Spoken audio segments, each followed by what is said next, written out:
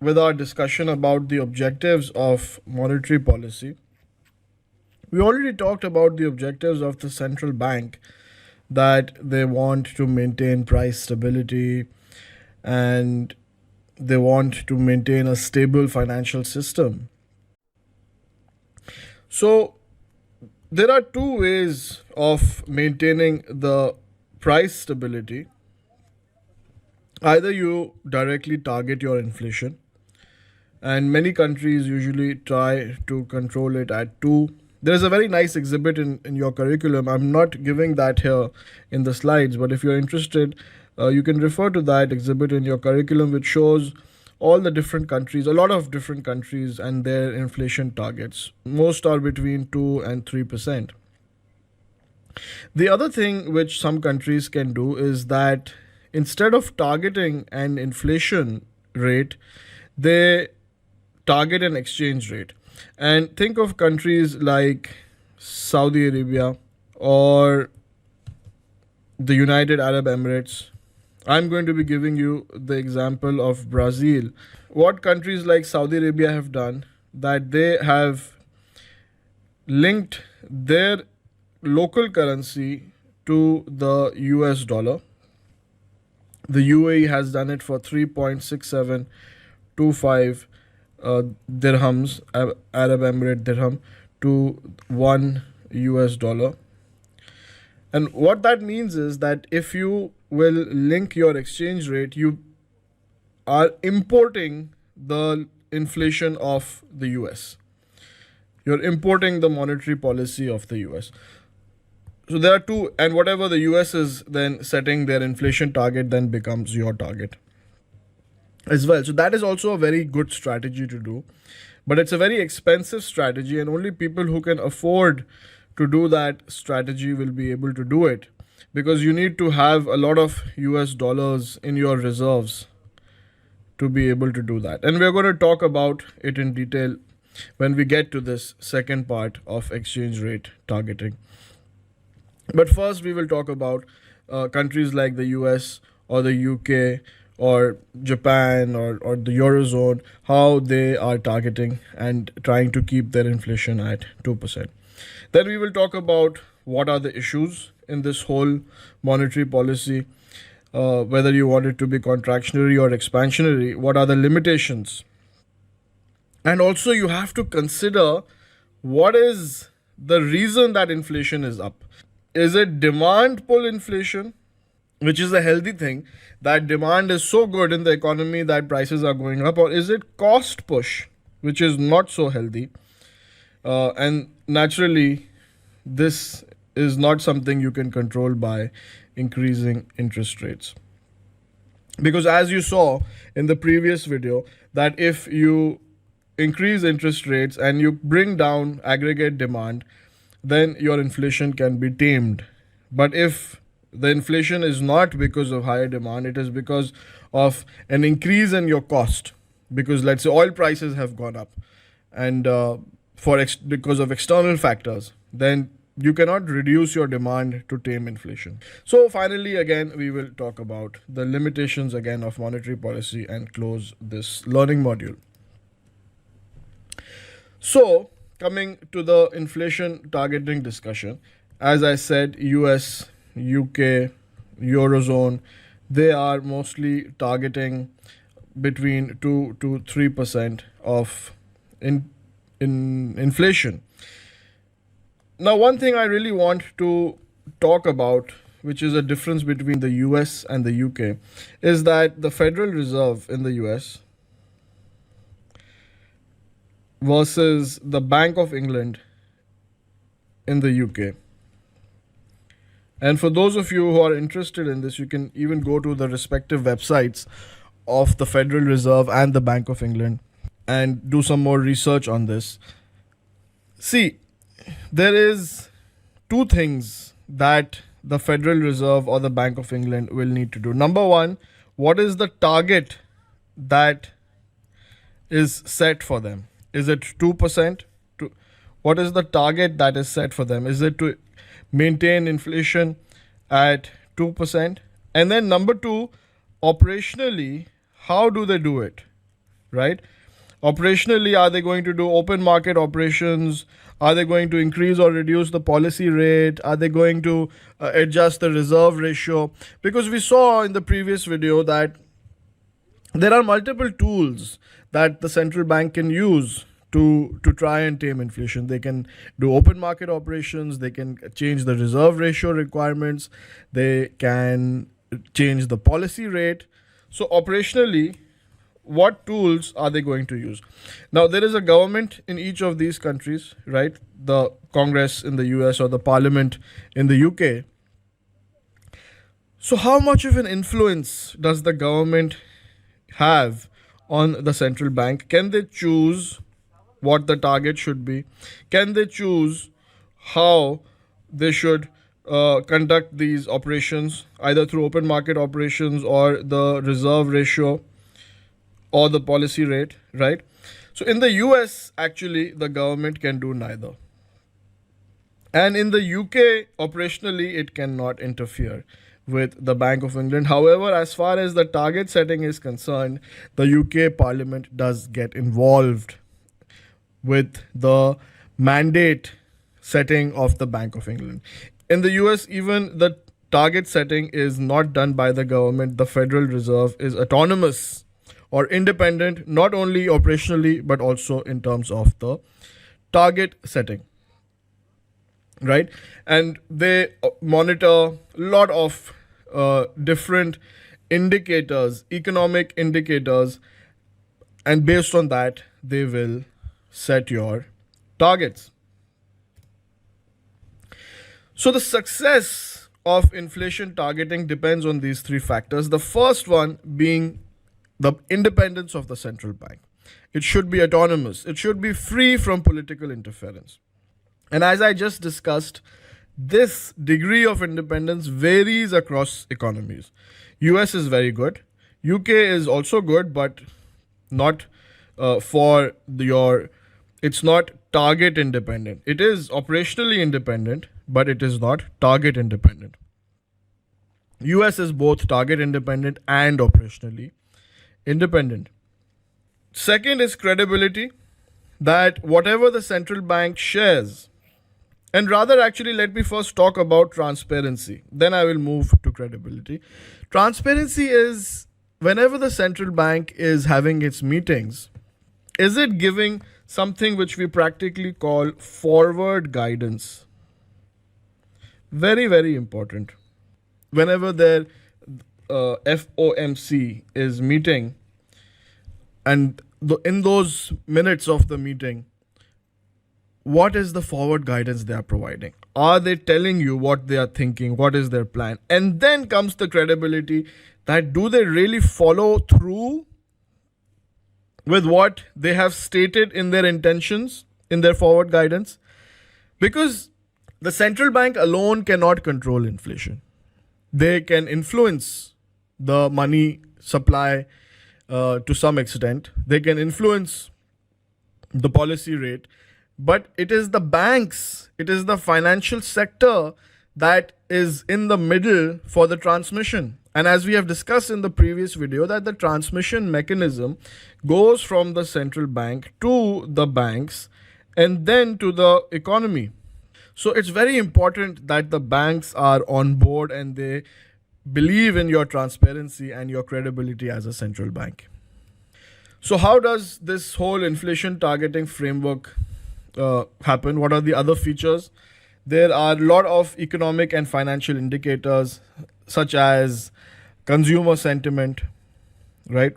Such as wholesale inventory or business inventory, e-commerce sales, housing sales, right? Different sales of e-commerce, housing. So all this data is monitored. All this data is monitored by the central bank when making their target and operational discussions and decisions. A clear, symmetric, forward-looking, medium-term inflation target. So the inflation target is medium-term. It is forward-looking, clear and symmetric, sufficiently above 0%. You know, high inflation is bad, but negative inflation is even worse. Why is negative inflation, deflation or negative inflation even worse? Is because when prices start going down, people start getting worried that the value of their assets is going down. And if that happens, they might consider, instead of buying assets, they might consider selling their assets. And if they start selling their assets, then the asset prices will go down even further. And that will be a nightmare for the economy. So central banks are really, really worried about negative inflation. But they don't want very, very high inflation because that is not good for price stability. That is not good for business and their planning, because then there will be price instability and inflation volatility. So it's a really thin rope that they have to walk. And the only way their inflation target will become a self-fulfilling prophecy, or it will become a reality, is if their transparency is there, and their, again, coming back to the 2 points of transparency and credibility, that if the financial sector, the economic agents, they believe in the central bank, then the target will become a reality. And it's not so simple, right, to do, because the world is changing, and it is changing at a faster pace than it has been over the past 100 years. So we're seeing this rapid financial innovation, the rapid changing of the economy. And in the past, the central banks have not been able to control inflation. So the financial sector has its doubts at times. And it also feels that the central bank is politically influenced at times. So these are all of your obstacles that are there in the successful implementation of monetary policy. I want to talk about this point as well, that why there is an absence of a liquid government bond market is something which might not make sense to you, because you might be thinking government bonds should be very, very liquid, and liquid means the ability to convert something to cash, right? And government bond should be easily sold and converted to cash. Yes, you're right. But the point is that majority of the banks that buy these bonds, or majority of the funds that buy these bonds, think of pension funds, life insurance companies, they buy these bonds and then they just keep them, right? They just keep them. 10-year bonds, 15-year bonds, 20-year bonds. They'll just buy them and keep getting the interest. They're not buying them to sell them, because they've got a long-term time horizon, right? They've planned for 20, 30 years, and they're not going to risk planning in a way where if they are expecting to sell the bond and the bond prices are down, then they will make a loss. And these type of companies, such as pension funds and life insurance companies, they cannot afford to make such losses. So they plan to hold. When they are buying, they're buying those bonds where they know they will be able to wait for their maturity. So therefore, since they're not planning to sell, so there's not much trading going on, and hence there is an absence of a liquid government bond market. Now coming to the second point about exchange rate targeting. And I gave you the examples of UAE and Saudi Arabia, where they've got their currencies, Saudi Riyal, pegged to the US dollar, I believe around 3.67 Saudi Riyal per US dollar. And UAE is, their dirham is around 3.6725 per dollar. Now what happens in this situation is that, let's say this is UAE, and there is a lot of demand for their currency because the world maybe wants to buy some of their products. So what they could do is that if there is a pressure on their currency, that it is becoming strong because there's a lot of demand on their currency, they could just sell or print and provide dirhams and convert that to dollars and put that in their reserves, right? And if, let's say, there is then suddenly a lot of supply of dirhams and demand for dollars, which is putting downward pressure on the dirham, the UAE could sell dollars from their reserves and buy their dirhams back, which will cancel off the downward pressure, offset the downward pressure. So to be able to do this type of import exchange rate targeting, you really need to have a lot of dollars in your reserves, right? So that anytime there is a pressure on your currency, you can just sell those dollars and buy your currency and support it. So how it works, the central bank, let's say we're talking about the central bank of UAE, they will announce a target that we are going to keep the dirham with the dollar at 3.6725 dirhams per US dollar, right? And they will support this by either buying or selling their national currency, which is the Arab Emirate dirham, in the foreign exchange market. Now, what happens over here is that they're basically importing the monetary policy of the US. They're importing the inflation experience of the low inflation economy, which in this example is the United States of America. And they can afford to do that because they have dollar reserves and they can buy their local currency whenever it is, if it is ever is under pressure. Now, to be able to do that, they might need to sometimes print dirhams, or they might need to buy back dirhams and cancel some of them. So the money supply can be a little volatile. They might have to change the interest rates as the US changes its interest rates, so their interest rates could become volatile. So this is the risk that they are taking when they decide to target a certain exchange rate, that their monetary policy and money supply and interest rates can be volatile. But this is not true for countries like Saudi Arabia and UAE, because they don't even need to actually adjust their money supply, because they can just use their reserves to support their dollar reserves to support their local currencies.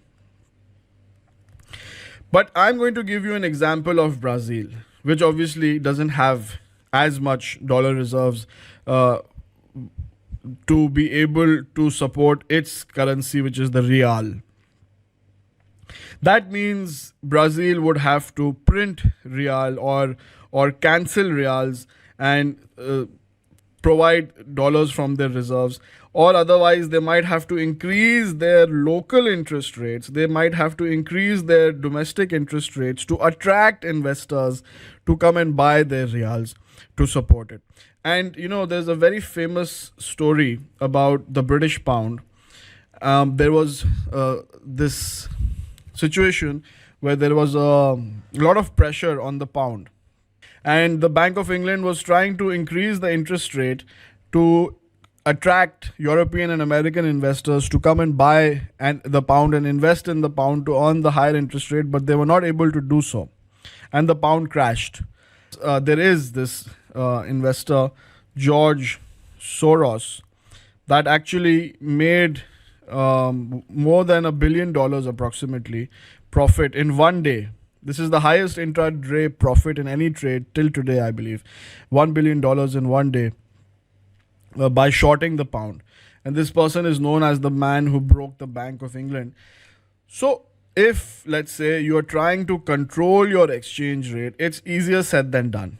Because if you don't have the dollars in your reserves, then the only other option is that you increase your domestic interest rates and try to attract other countries to invest in your country by buying your currency and investing in your higher interest rates. But if they don't, then what are you going to do? And you have the real example of the British pound crashing and George Soros seeing that, predicting that, and making $1 billion almost. Well, his profit was actually not in dollars, it was in euros, because he shorted the pound and bought the Deutschmark. At that time, European countries had different currencies. Germany had the Deutschmark.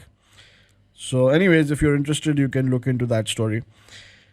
But coming back to this example over here, so let's say Brazil is saying that they want to maintain a specific exchange rate against the US dollar.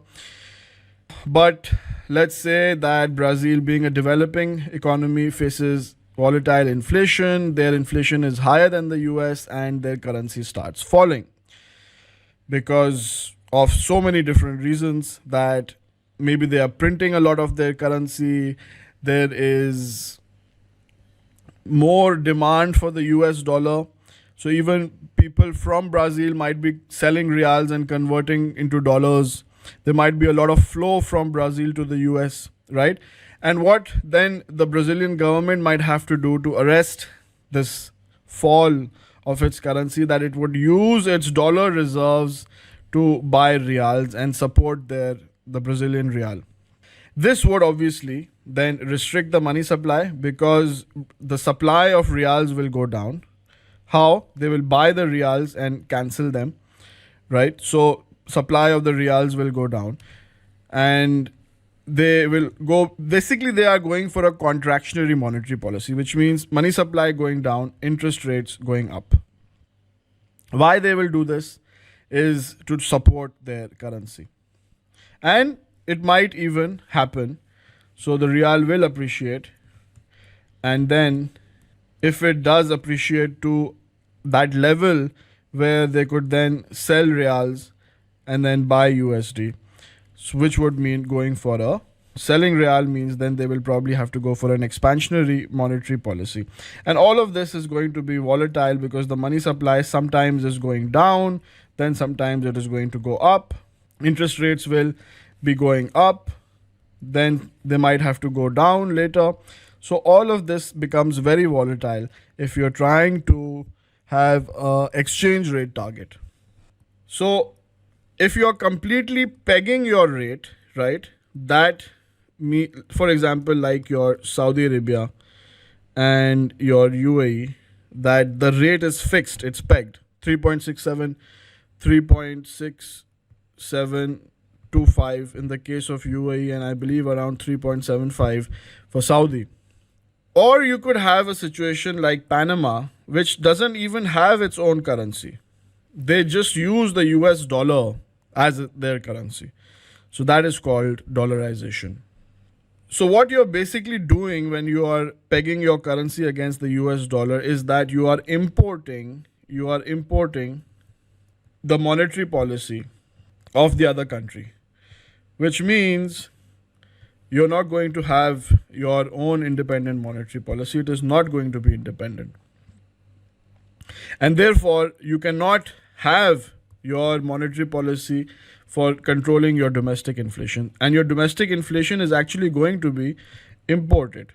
So whatever will be the US inflation will be your inflation. Okay, so now coming to the limitations. And we've discussed this before, that the central bank does not directly impact inflation. It works through the banks. If it is going to do open market operations, it will provide cash to the banks, take from them the bonds, right? But it's the bank's decision whether they want to give the loans or not. Or for example, the central bank can reduce the reserve requirement, right? Which means the banks can give more loans if they want. But again, it's the bank's decision whether they want to give those loans. You cannot force them to give loans, right? You can reduce the policy rate, which is the rate at which the banks can deal with the central bank. But again, you cannot force the bank to adjust the rate on the loans they have given, especially the long-term rates, because the policy rate is for the short term. This is for short term.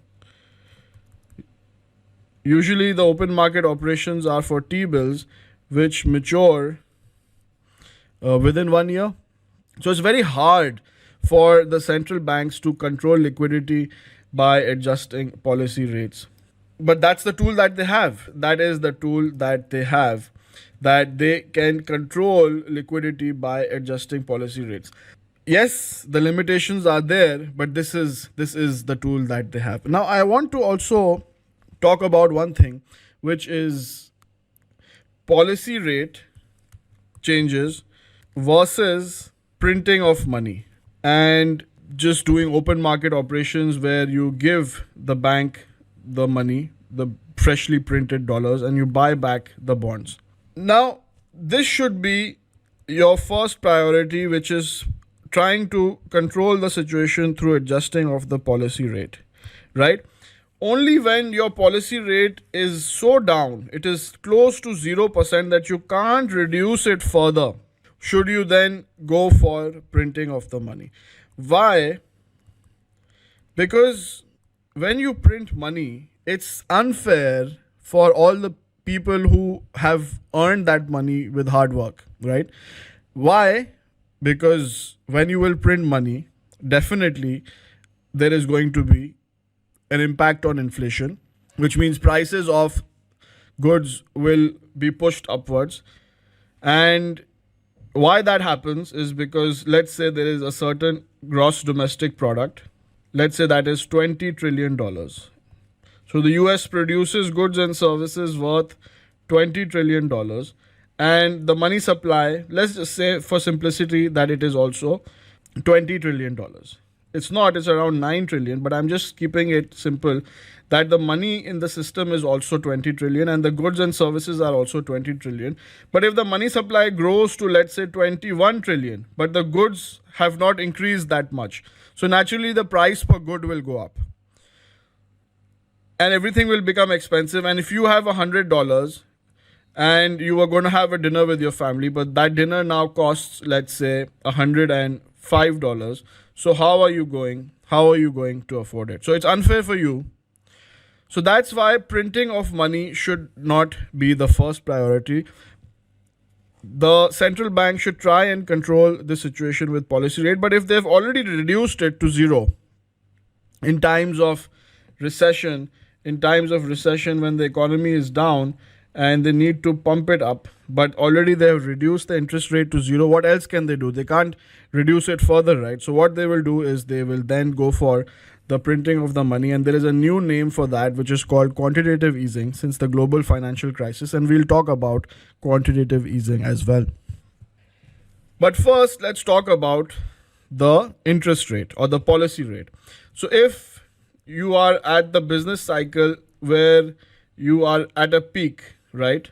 So your inflation is going up, you're at this stage, then what you will want to do is you will want to increase the policy rate, which the government has been doing these past few years from 2022 to 2023, right? That's what's been happening to try and control the inflation.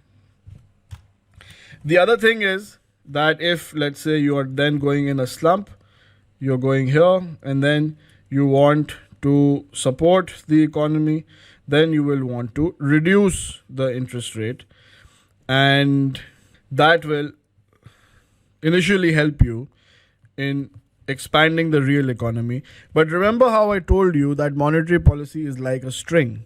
It's easy to pull it, but very hard to push the economy back up. It's easy to pull the economy from that string, but not so easy to pull. So in the short run, you will be able to kind of give a boost, but in the long run, the real economy will not be affected. So what is the rate which is termed expansionary, and what is the rate which is termed contractionary? So first we have to understand what is the neutral rate. Now the neutral rate is going to be, let's say, your trend growth rate, the trend growth rate at which your economy is growing is, let's say, 2%. This is your long run trend growth rate, and this depends on a lot of things, such as labor supply, capital per labor, technological improvements, or total productivity, which we call it, which you will learn in a different learning module. But whatever is your long run trend growth rate plus your long run expected inflation, that should be your neutral rate.